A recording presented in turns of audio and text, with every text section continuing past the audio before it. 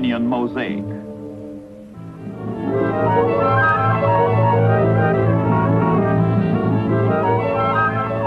The Mediterranean is the Middle Sea, is many seas: Aegean, Tyrrhenian, Ionian, Adriatic. The great rivers meet and mingle: the Po and the Ebro, the Rhone and the Arno, the Nile and the Tiber. The waters wash the shores of Asia, of Africa, of Europe.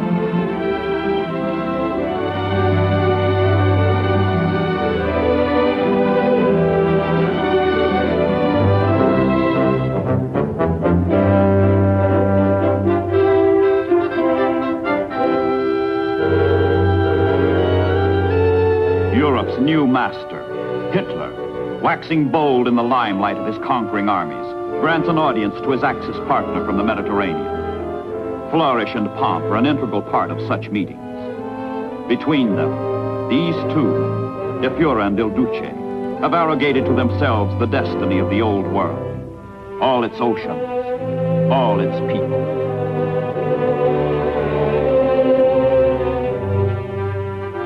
On the mountaintop headquarters in Berchtesgaden, called the Eagle's Nest, plans are formulated to conquer the Mediterranean. Colonel General Jodl, Hitler's personal chief of staff, urges reduction of Gibraltar and Suez. Seal off the inland sea and make it an Axis lake. The Italian Navy, deployed in 3 swift squadrons and manned by able crews, is a grave, powerful menace to the lifeline binding the British Commonwealth of Nations, a menace to the Allied world.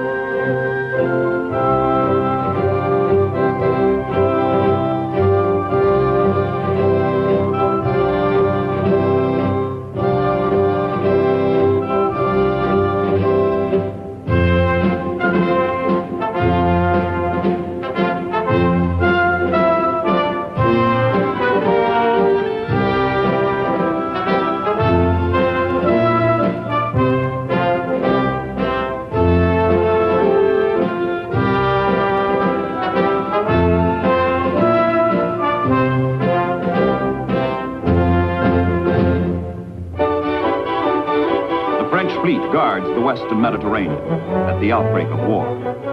Famous for the speed of its cruisers and destroyers, the French sortie from their bases at Toulon, Algiers, and Oran. Their hopes are high, their faith as yet unshattered.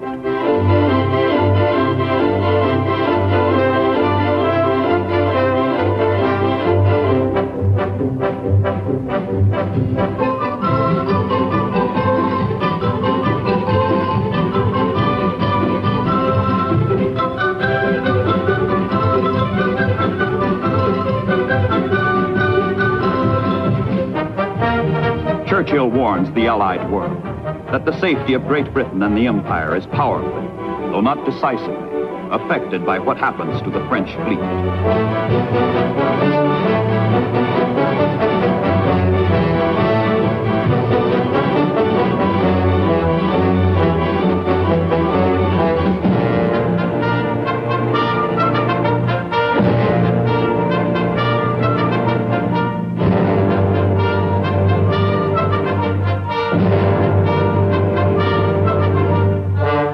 For the British, control of the Mediterranean rests literally on a rock, Gibraltar, guardian of the narrow strait that leads from the Atlantic into the sea which serves as a moat around Hitler's southern flank.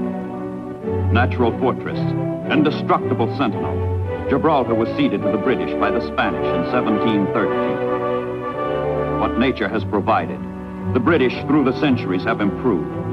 The rock is encrusted with armament, is alive with soldiers. The Royal Navy faces the longest odds in all its history, the coming battle for the Mediterranean. If the rock goes, North Africa and the Near East go with it.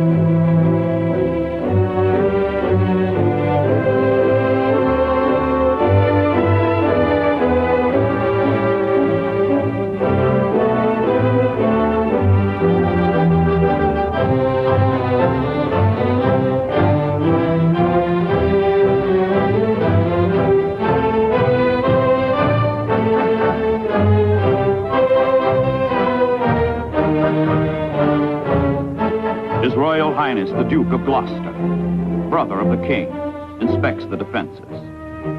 From Gibraltar, there is a 1,900-mile seaway, east to Suez, that must be kept open, that must be protected.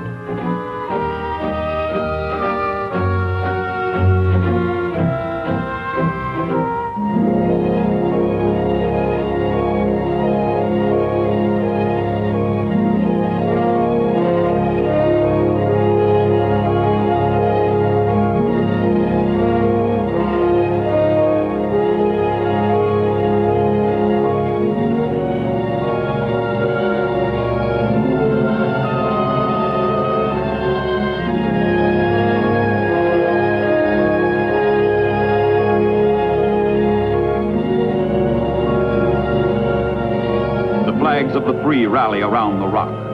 The ships gather for passage to Egypt in the Near East. Some will go to Malta, England's mid-Mediterranean island fortress, so urgently desired by the Axis, so vital to the Allies. On these ships rests the fate of empires.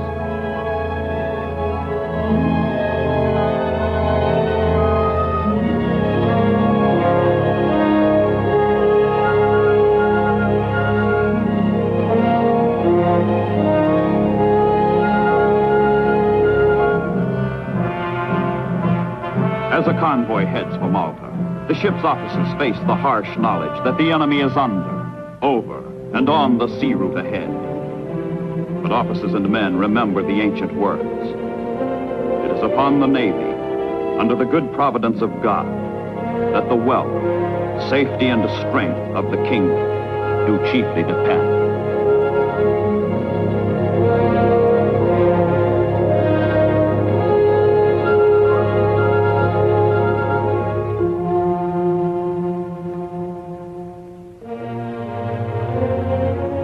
One of England's great decisions of the war is to strengthen her Mediterranean fleet while the British Isles are still in danger of German invasion.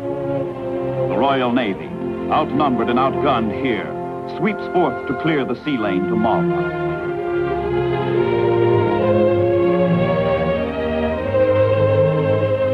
Battleships like the King George V, manned by men to whom long odds are not a discouragement but a challenge, hold the Mediterranean open. Horsepower, 110,000. Speed, better than 30 knots. Yet the soul of the ship is not her machinery, but the spirit of the English sailors who manned her. From the days of sail to the time of the turbine, that spirit has remained unaltered. It destroyed the Spanish Armada, smashed Napoleon at Trafalgar. In World War II, this spirit permeates the fleet. It is more formidable to Britain's foes than armor-plated cannon.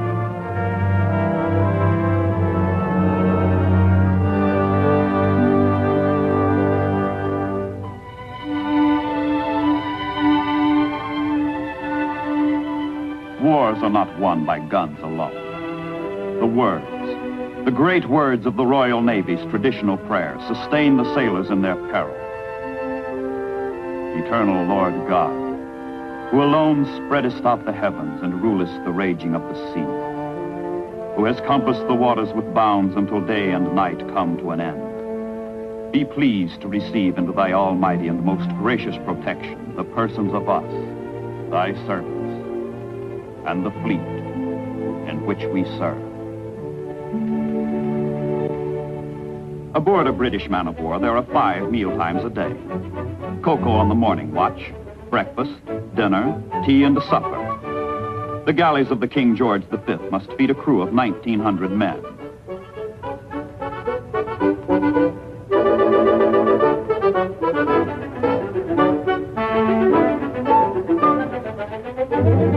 The captain assigns an officer to the mess deck to see if there are any complaints about the chow.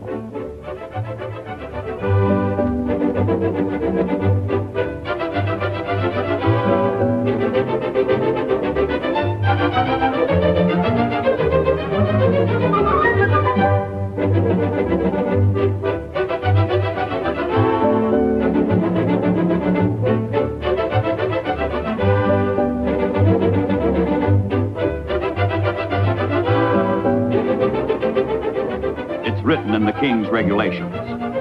A daily ration of 1/8 of a pint of rum shall be issued to every rating over the age of 20. Those who do not drink get threepence a day, called grog money instead. The rum is issued neat to petty officers. For the other ratings, it is mixed with 2 parts water. Officers must supply their own spirits.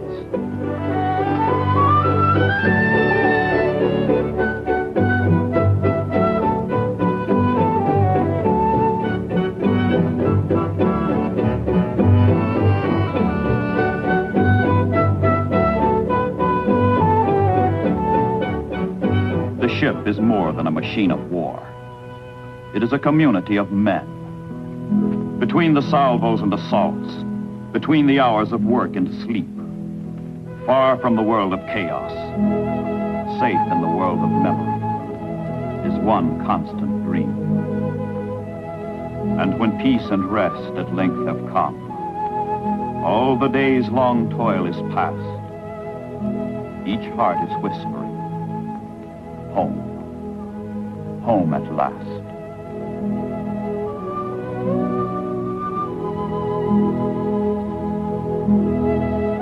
Home. Home, sweet home. And that may be within the sound of Bow bells in teeming London, where the blitz rages and the bombs destroy.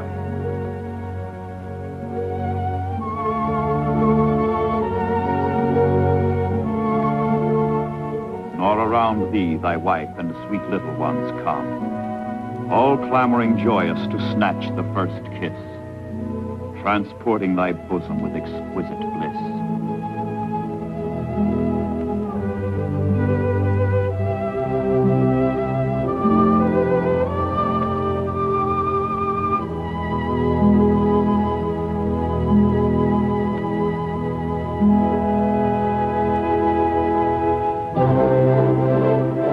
Suddenly, ominously, the mosaic of the Mediterranean changes pattern. June 1940, France falls. The Royal Navy is stripped of her ally and must guard the far-flung battle line alone. In the Atlantic, in the Channel, in the Mediterranean. The clouds of catastrophe gather, and the councils of despair urge that the Mediterranean be abandoned to the enemy.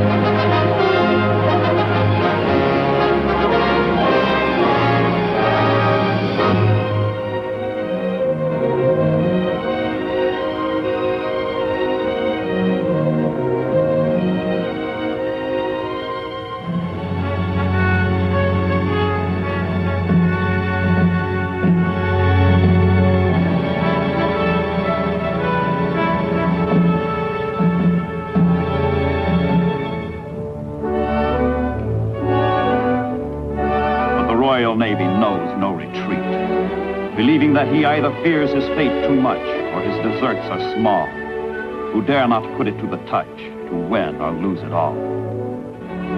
So for watch after watch, continuous, unbroken, undismayed, the Royal Navy carries on.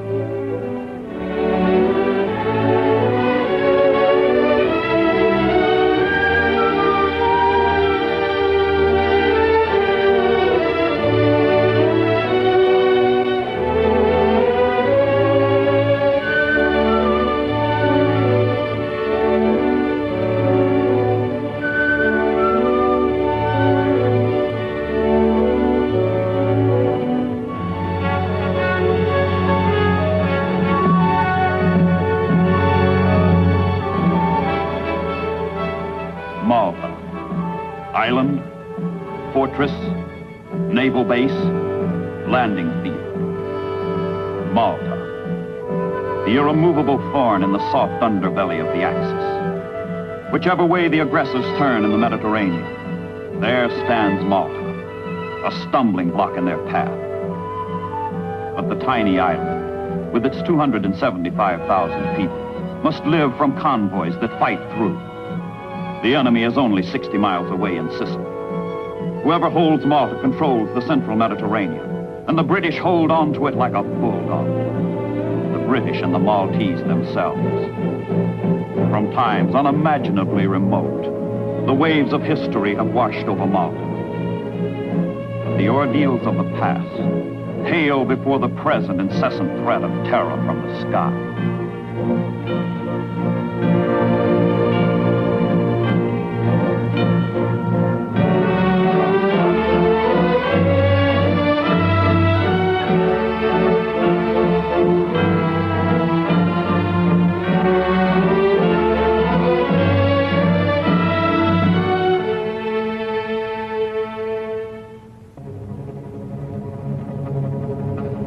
The enemy raids mount by fives and by tens, by dozens and by scores, by the hundreds. And still the Luftwaffe sends out more of its bombers to blast, to burn, to butcher Malta.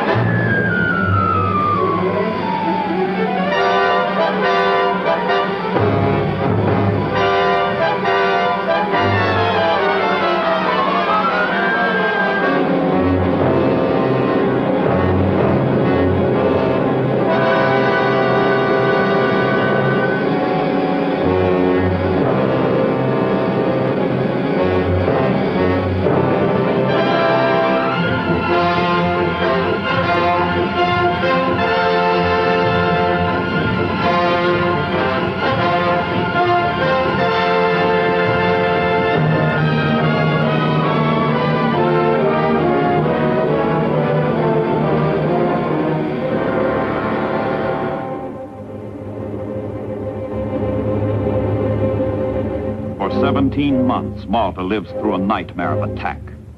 The Maltese fight terror and hunger with inadequate means, but with unbreakable defiance. Proudly, the score is kept. Air raid number 1,774. But the Axis has its grim statistics too. 1,129 enemy planes break against the island of Malta. And the people of Malta? 1,468 dead.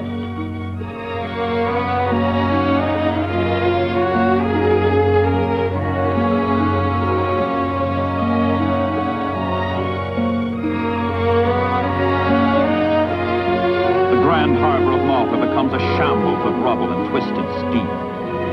Ships that survived the long, long voyage from England are smashed into useless hulks at journey's end.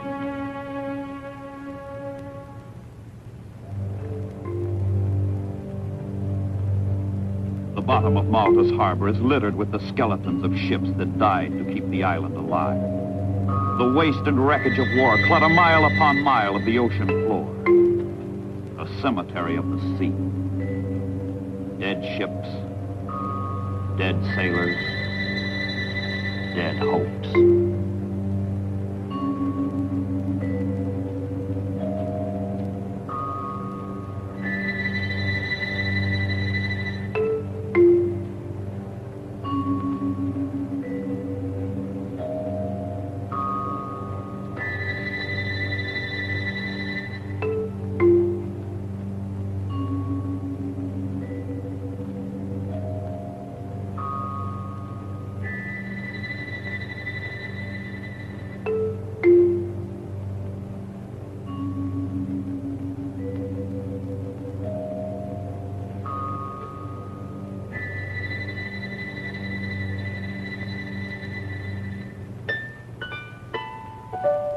But life goes on.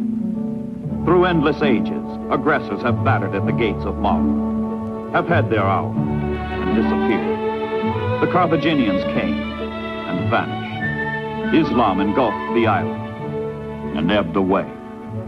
The Goths came plundering in the Vandals' rage, but history swallowed up both Goth and Vandal. The Maltese remain.